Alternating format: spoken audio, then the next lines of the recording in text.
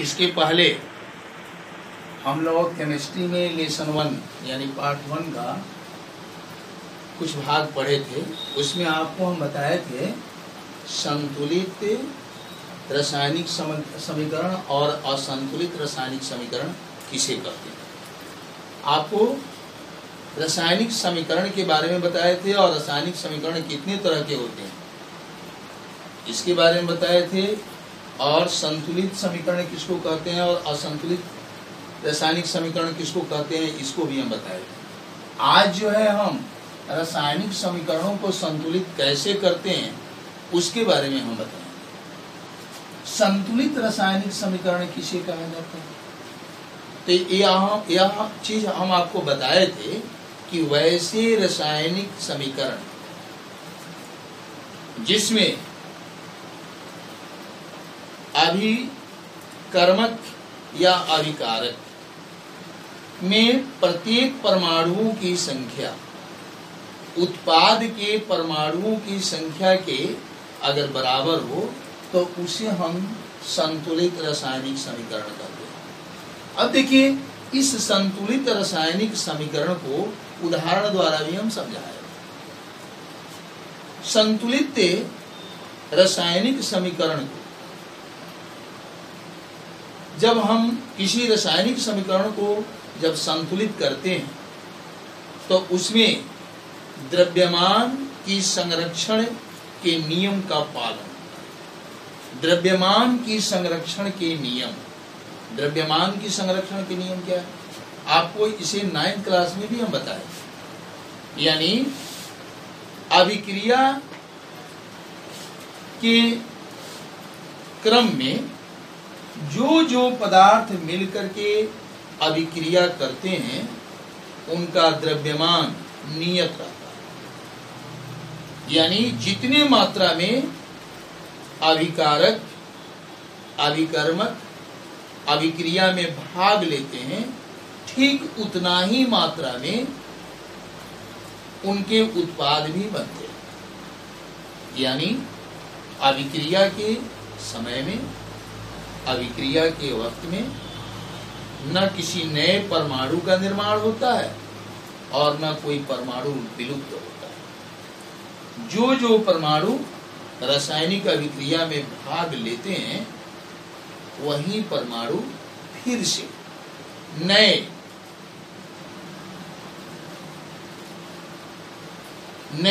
जो है सिरे से परमाणुओं का संगठन बना करके नए पदार्थ का निर्माण करते हैं। यानी हम इसे ऐसे भी कह सकते हैं, अभिक्रिया के क्रम में, रासायनिक अभिक्रिया के क्रम में जो अभिकारक हैं वे अपने परमाणुओं में टूटते हैं, अपने परमाणुओं में परिवर्तित होते हैं, उनके अणु परमाणुओं में बदल जाते हैं और वे परमाणु फिर नए सिरे से अपने साथी का चुनाव करते हैं और चुनाव करके नए पदार्थ का निर्माण करते हैं। यानी नए पदार्थ के अणुओं का निर्माण करते हैं।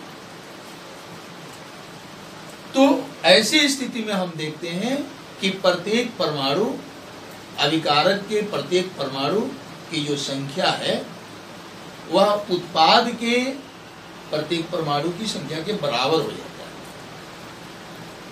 इस स्थिति में वह संतुलित रासायनिक समीकरण कहलाता है। तो अब हम देखेंगे कि जो द्रव्यमान की अनस्वरता या संरक्षण या नियम का जो पालन होता है वह कैसे होता है। रासायनिक समीकरण में दो बातों पर ध्यान देना होता है। संतुलित करते समय दो बातों पर ध्यान देना होता है। पहला नंबर में यह है कि अभिक्रिया में जो जो पदार्थ भाग ले रहे हैं यानी अभिकारकों के सूत्र या संकेत हमें मालूम होना चाहिए, और दूसरा जो उसके उत्पाद बनते हैं उनका सूत्र और या संकेत हमें मालूम होना चाहिए। उसके बाद 3 नंबर बात यह है, तीसरी चीज की जानकारी हमें यह होना चाहिए कि अभिकारक के जो परमाणु हैं उनमें हम क्या चीज से गुणा करें कि उत्पाद में जो परमाणु हैं, पदार्थ के जो परमाणु हैं, उनकी संख्या के बराबर इनके परमाणु हो जाए। इन चीज पर हम ध्यान देंगे। जैसे H2 प्लस O2, हाइड्रोजन और ऑक्सीजन, हाइड्रोजन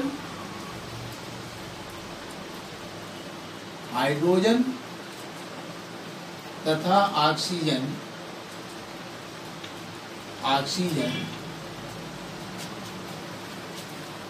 रासायनिक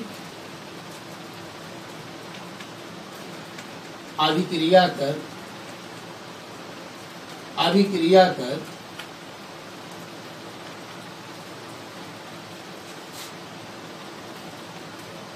जल का निर्माण करते हैं।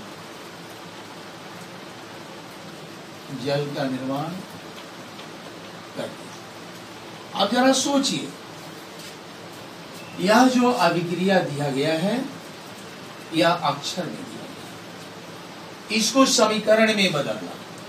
तो समीकरण में बदलने के लिए हमें क्या क्या मालूम होना चाहिए? तो हाइड्रोजन और ऑक्सीजन अभिक्रिया में भाग ले रहा है, तो इनका सूत्र हमें मालूम होना चाहिए, और उन सूत्रों को हम अभिक्रिया के चिन्ह के बाएं तरफ लिखेंगे। यानी हाइड्रोजन का सूत्र H2 होता है और ऑक्सीजन का सूत्र O2 होता है, और इन दोनों के पहले हम प्लस का, बीच में प्लस का चिन्ह देंगे। ये दो चीज जो है, ये दो पदार्थ जो है अभिकारक है, ये अभिक्रिया में भाग ले रहे हैं, इसलिए अभिकारक है।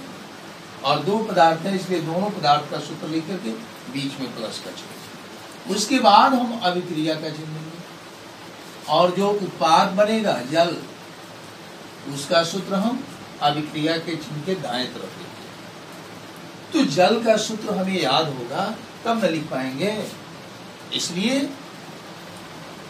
अभिक्रिया को संतुलित करते समय, रासायनिक समीकरणों को संतुलित करते समय उनमें जो अभिकारक हैं उनके सूत्र या संकेत मालूम होना चाहिए, और जो उत्पाद है उनका भी सूत्र या संकेत हमें मालूम होना चाहिए। तो जल का सूत्र H2O होता है, तो चलिए हम H2O लिख देंगे। अब जरा देखिए, तो यह रासायनिक समीकरण तैयार हो गया। अब यह रासायनिक समीकरण संतुलित है या असंतुलित है, इसे जानने के लिए, इसके पहले भी आपको हम समझाए थे, फिर से आपका ध्यान आकृष्ट करना चाहते हैं। पहले अभिक्रिया के चिन्ह के दोनों तरफ हाइड्रोजन का परमाणु संख्या हम देखेंगे, बराबर है। बाएं तरफ हाइड्रोजन परमाणु की संख्या 2 है, और दाएं तरफ भी हाइड्रोजन परमाणु की संख्या 2। इसका अर्थ है कि हाइड्रोजन की संख्या, परमाणु संख्या दोनों तरफ बराबर, अभिकारक के तरफ भी और उत्पाद के तरफ। अब देखेंगे ऑक्सीजन दोनों तरफ दिखाई दे रहा है। अब इन ऑक्सीजन की परमाणु संख्या दोनों तरफ बराबर है कि नहीं? अभिकारक में जितना ऑक्सीजन होना चाहिए उतना ही उत्पाद में भी होना चाहिए। तो अभिकारक में ऑक्सीजन की परमाणु संख्या यहाँ 2 है, लेकिन ऑक्सीजन में, उत्पाद में ऑक्सीजन की परमाणु संख्या यहाँ कुछ नहीं दिया। इसका मतलब कि यहाँ 1 छुपा हुआ, यानी ऑक्सीजन की परमाणु संख्या 1। अब देखिए, तो ऑक्सीजन की परमाणु संख्या दोनों तरफ बराबर नहीं है, इसलिए यह समीकरण जो है असंतुलित समीकरण। अब इसको जब हम संतुलित करेंगे तब हमें क्या करना होगा? तो प्रायः अभिक्रिया के चिन्ह के बाएं तरफ, यानी जो अभिकारक होते हैं, उनमें जो परमाणु लिखा गया है, परमाणु का जो संकेत लिखा गया है या सूत्र लिखा गया है, उसके पहले ऐसी संख्या से अनुमान लगा करके हम गुणा करते हैं कि दाएं तरफ जो परमाणु की संख्या है, संगत परमाणु की संख्या उसके बराबर हो जाए। अब जैसे देखिए H2 है, इधर भी H2 है, दोनों तरफ बराबर है, लेकिन O2 बराबर नहीं है, इधर O2 ज्यादा है, इधर ऑक्सीजन जो है कम है।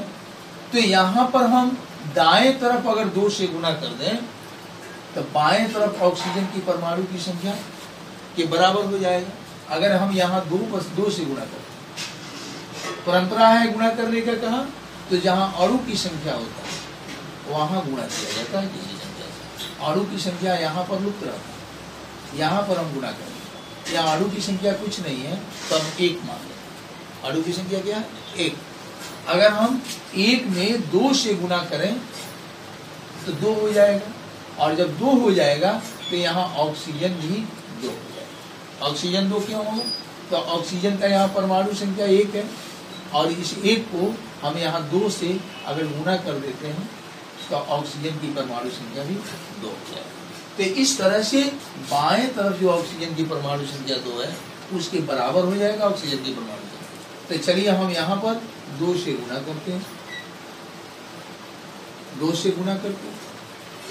अगर 2 से गुणा करते हैं तो ऑक्सीजन में 1 परमाणु है, या 1 को 2 से जब गुणा होगा तो ऑक्सीजन भी 2 परमाणु हो जाएगा, और ऑक्सीजन 2 परमाणु। अब ऑक्सीजन दोनों तरफ बराबर हो गया। लेकिन हाइड्रोजन की स्थिति अब देखिए, हाइड्रोजन का यहाँ परमाणु संख्या 2 है और यहाँ अणु की संख्या 2 है। तो 2 में हम 2 से गुणा करेंगे तो 4 हो जाएगा, यानी हाइड्रोजन की परमाणु संख्या 4 हो जाएगी। लेकिन बाएं तरफ हाइड्रोजन की परमाणु संख्या मात्र 2 है। तो हमें अब हाइड्रोजन की परमाणु संख्या दोनों तरफ बराबर करना होगा। पहले हाइड्रोजन की परमाणु संख्या दोनों तरफ बराबर था, तो ऑक्सीजन की परमाणु संख्या दोनों तरफ बराबर नहीं था। तो ऑक्सीजन की परमाणु संख्या बराबर करने के लिए दाएं तरफ से 2 से गुणा करना पड़ा। अब यहाँ 2 से हम गुणा कर दिए तो देख रहे हैं कि दोनों तरफ ऑक्सीजन की परमाणु संख्या बराबर हो गया, तब हाइड्रोजन की परमाणु संख्या बराबर नहीं है। इधर हाइड्रोजन की परमाणु संख्या 4 हो गया, इधर 2 ही है। अब हाइड्रोजन की परमाणु संख्या दोनों तरफ बराबर करना। अब जरा सोचिए, हाइड्रोजन की परमाणु संख्या बाएं तरफ कम है, इसलिए बाएं तरफ की हमें 2 से गुणा करना पड़ेगा यहाँ पर। यानी एक जो अणु की संख्या यहाँ दिया है उसी में हम 2 से गुणा करेंगे, यानी 2 गुणे 1 हो जाएगा, यानी 2 अणु हो गया, और हाइड्रोजन के प्रत्येक अणु में परमाणुओं की संख्या 2। अब गुणा करेंगे 2 गुना 4, हाइड्रोजन की परमाणु संख्या भी 4 हो गया, हाइड्रोजन का परमाणु संख्या इधर भी 4। यानी हम इसको ऐसे लिखेंगे 2H2 + O2 2H2। अब जो है यह संतुलित समीकरण। इस संतुलित समीकरण को करने के लिए, संतुलित करने के लिए हमें क्या क्या करना पड़ा? तो दाहिने तरफ का भी 2 से गुणा करना पड़ा, फिर बाएं तरफ भी 2 से गुणा करना पड़ा। इस तरह से आगे हमें जितने समीकरण मिलेंगे उनमें पहले पहचान करेंगे कि यह समीकरण संतुलित है या असंतुलित है। अगर संतुलित है तब तो उसको फिर संतुलित करने की कोई आवश्यकता नहीं। अगर असंतुलित रासायनिक समीकरण है तो उसको संतुलित करने के लिए यही विधि को हम अपनाएंगे। इसको अनुमान विधि कहा जाता है, और यह विधि सबसे प्रचलित विधि है। रासायनिक समीकरण को संतुलित करने की यह सबसे प्रचलित विधि है। इस विधि के द्वारा हम आगे जो है संतुलित करते हैं समीकरण को। चलिए 1-2 उदाहरण और आगे हम करके देखते हैं। और उदाहरण हम लेंगे मैग्नीशियम पर हाइड्रोक्लोरिक अम्ल से हम अभिक्रिया कराते हैं तो मैग्नीशियम क्लोराइड प्राप्त होता है और हाइड्रोजन गैस प्राप्त होता है।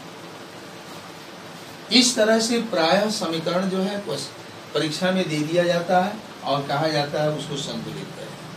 तो इस समीकरण को जरा देखेंगे। सबसे पहले पहचान करें कि यह असंतुलित है कि संतुलित है। अभिकारक में देखेंगे मैग्नीशियम का परमाणु संख्या 1 है। अब उत्पाद में देखिए मैग्नीशियम की परमाणु संख्या कितना है, तो यहाँ भी मैग्नीशियम की परमाणु संख्या 1 है। यहाँ पर कुछ नहीं लिखा हुआ है तो 1 छुपा हुआ है मान लेंगे। आपको हम फिर बता दें, परमाणु संख्या जो है किसी भी तत्व का जो संकेत होता है उसके आगे लिखा हुआ है। ये मैग्नीशियम तत्व का संकेत है, इसकी परमाणु संख्या यहाँ पर, अणु की संख्या यहाँ पर निर्दिष्ट किया जाता है। यह क्लोरीन तत्व है, इसकी सामने जो यहाँ पर 2 लिखा हुआ है ये क्लोरीन की परमाणु संख्या। उसी तरह से हाइड्रोजन है, उसके सामने ये जो संख्या दी गई है वह हाइड्रोजन की परमाणु संख्या। उसी तरह से यहाँ देखिए बाएं तरफ क्लोरीन का ये संकेत है, इसके आगे कुछ नहीं लिखा हुआ है तो समझ जाइए कि यहाँ परमाणु संख्या 1 छुपा हुआ है या क्लोरीन का परमाणु संख्या 1। उसी तरह से हाइड्रोजन के आगे 1 छिपा हुआ है यानी हाइड्रोजन का परमाणु संख्या 1 माना जाएगा। उसी तरह से मैग्नीशियम की परमाणु संख्या यहाँ नहीं लिखा गया है तो हम समझेंगे कि 1 छुपा हुआ है। यानी किसी भी तत्व का संकेत लिख करके और परमाणु की संख्या ठीक उसके आगे नीचे की तरफ लिखा जाता है। अब देखिए मैग्नीशियम की परमाणु संख्या इधर भी 1 है, मैग्नीशियम की परमाणु संख्या इधर भी 1 है, दोनों तरफ मैग्नीशियम की परमाणु संख्या बराबर। उसके बाद क्लोरीन देखिए, क्लोरीन की परमाणु संख्या इधर 1 है लेकिन क्लोरीन की परमाणु संख्या इधर 2 है, यानी क्लोरीन की परमाणु संख्या दोनों तरफ बराबर नहीं है।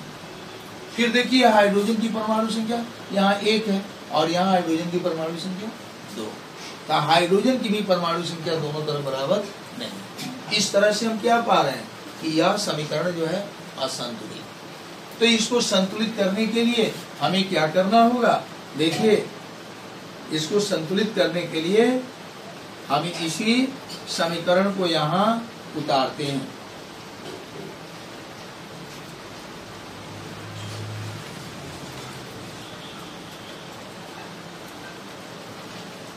मैग्नीशियम की परमाणु संख्या दोनों तरफ बराबर है तो इसको बराबर करने की कोई आवश्यकता नहीं। हाइड्रोजन की परमाणु संख्या दोनों तरफ बराबर नहीं है तो जरा सोचिए कि किधर ज्यादा है और किधर कम है। तो दाहिने तरफ अधिक है और बाएं तरफ कम, यानी अभिकारक में कम है और उत्पाद में हाइड्रोजन की संख्या ज्यादा। तो उत्पाद में हाइड्रोजन की संख्या जितना है उतना इसको पूरा करेंगे, यानी इधर 2 है तो हाइड्रोजन की संख्या इधर भी 2 होना चाहिए। तो 2 करने के लिए हमें कहां पर गुणा करना होगा, तो यहाँ अणु की संख्या जो दिया गया है उसमें गुणा करना होगा। यानी अणु की संख्या 1 है, 1 छुपा हुआ है तो इसमें हम 2 से गुणा कर देंगे।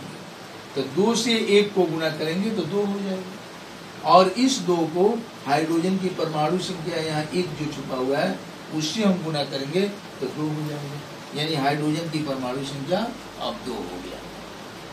अब देखिए हाइड्रोजन की परमाणु संख्या दोनों तरफ बराबर, इधर भी 2 हो गया, इधर भी 2। अब देखिए क्लोरीन, क्लोरीन की परमाणु संख्या दाहिने तरफ 2 और बाएं तरफ तो क्लोरीन यहाँ पर, क्लोरीन की परमाणु संख्या यहाँ पर नहीं लिखा हुआ, इसका मतलब यहाँ 1 छुपा हुआ, यानी क्लोरीन की परमाणु संख्या यहाँ पर 1 है और उस परमाणु संख्या 1 को अणु संख्या 2 से गुणा करेंगे तो 2 हो जाएगा। इस तरह से क्लोरीन की परमाणु संख्या भी 2 हो जाएगा यहाँ 2 से गुणा करने से।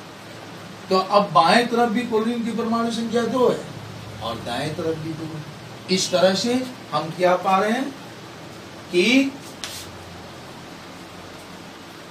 अभिकारक और उत्पाद दोनों में प्रत्येक परमाणुओं की संख्या जो है बराबर बराबर है, इसलिए यह समीकरण संतुलित समीकरण है। यहाँ गुणा का चिन्ह देने की जरूरत नहीं है, 2HCl केवल लिख देंगे।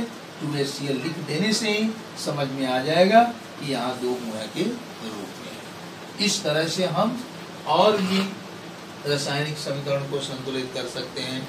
चलिए एक और उदाहरण आपके सामने हम पेश करते हैं। देखो एक तीसरा समीकरण को हम उदाहरण के रूप में प्रस्तुत कर रहे हैं आपको। यह समीकरण को पहले हम पहचानेंगे कि यह असंतुलित है या असंतुलित। असंतुलित होगा तभी संतुलित करेंगे ना। तो यह अभिक्रिया के बाएं तरफ जो Fe है जिसको फेरस कहा जाता है, यानी लोहा का यह सूत्र, तो इधर लोहा का परमाणु संख्या यानी Fe की परमाणु संख्या 1 है और दाएं तरफ जरा देखिए तो उत्पाद में यही Fe का परमाणु संख्या कितना है 3। इस तरह से दोनों तरफ बाएं और दाएं Fe की परमाणु संख्या बराबर नहीं है। दाएं ज्यादा है और बाएं कम, इसलिए यह असंतुलित समीकरण है।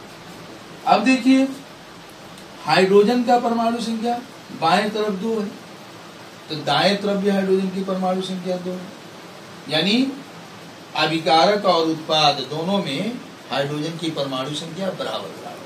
अब ऑक्सीजन में देखिए, ऑक्सीजन का परमाणु संख्या यहाँ 1 है और यहाँ ऑक्सीजन की परमाणु संख्या 4।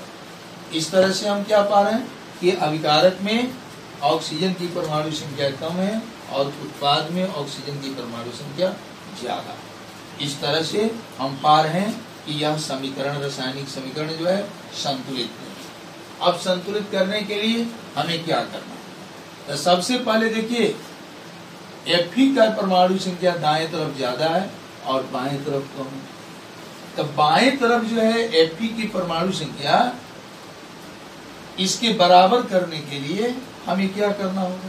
तो स्पष्ट है कि 3 परमाणु संख्या इसका है, तो 3 परमाणु संख्या इधर भी अगर हो जाए तो Fe बराबर हो जाएगा।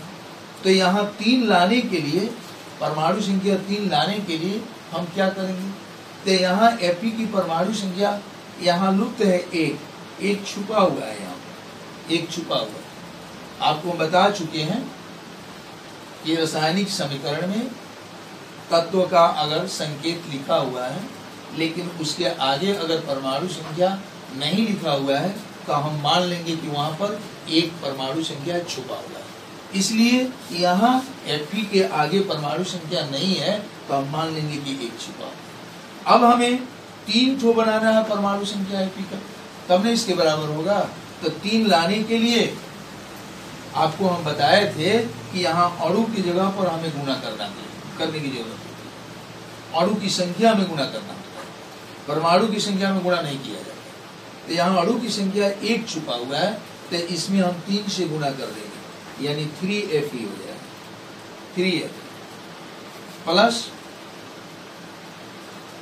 H2O Fe3O4 plus H2O। अब इसमें देखिए 3 से गुणा कर दिया Fe में, अब दोनों तरफ Fe का परमाणु संख्या बराबर होगी।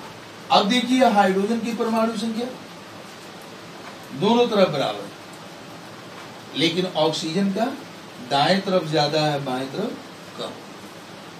दाएं तरफ ऑक्सीजन की परमाणु संख्या 4 है और बाएं तरफ ऑक्सीजन की परमाणु संख्या यहाँ 1 छुपा हुआ है, यानी 1 छुपा। अब इसकी परमाणु संख्या 4 करने के लिए हमें यहाँ 4 से गुणा करना, 4 से गुणा करना, 4 से। अब ये 4 और 1 ऑक्सीजन का परमाणु संख्या 1 है, तो 1 को हम 4 से गुणा करेंगे तो ऑक्सीजन की परमाणु संख्या भी 4 हो जाएगी, जो इसके बराबर होगी।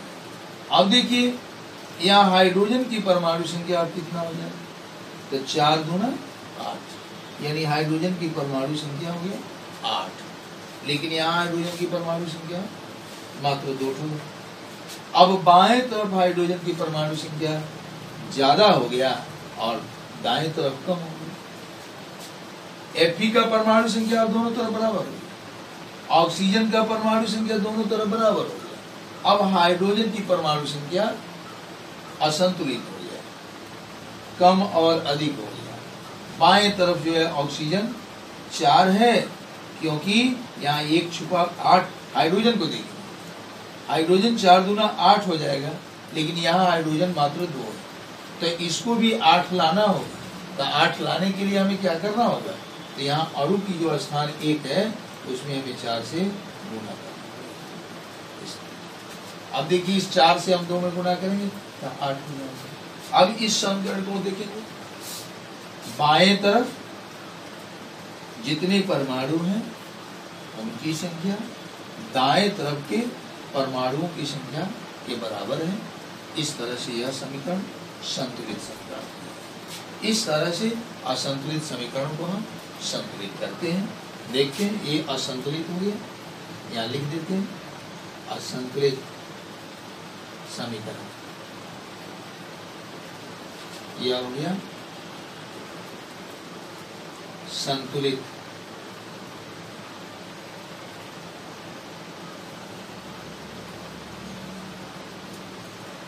उसी तरह से ये असंतुलित